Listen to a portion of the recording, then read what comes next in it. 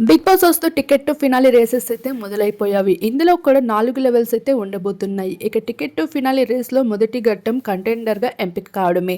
అయితే ఈ లెవెల్ టాస్క్‌లో అయితే వరుసగా హౌస్‌మేట్స్‌కి పలు స్టిక్స్‌తో అయితే టాస్క్‌ని అందించేయబోతున్నారు. ఈ టెస్ట్‌లో పాస్ అయితేనే కంటెండర్ లెవెల్‌కి అయితే వెళ్తారు. అలా మొదటి లెవెల్‌లోని ఎవరైతే ఓడిపోతారో వాళ్ళు నెక్స్ట్ లెవెల్స్‌లో పార్టిసిపేట్ చేయడానికి గానీ, టికెట్ టు ఫినాలి సంపాదించుకునేందుకు కానీ అర్హులు కారంటూ తేల్చి చెప్పడం జరిగింది. ఇలా ఈ టెస్ట్‌లో వీళ్ళు పాస్ అయ్యేందుకు అయితే హౌస్ లోపలికి ఇప్పటికే దేత్తడి హారిక, అఖిల్ సర్దాక్, మానస్, పింకీతో పాటు చాలామంది ఎక్స్ కంటెస్టెంట్స్ వస్తున్నారు. అయితే మరోవైపు వీళ్ళందరికీ అయితే పలు లెవెల్స్ కూడా బిగ్ బాస్ అందించబోతున్నారు.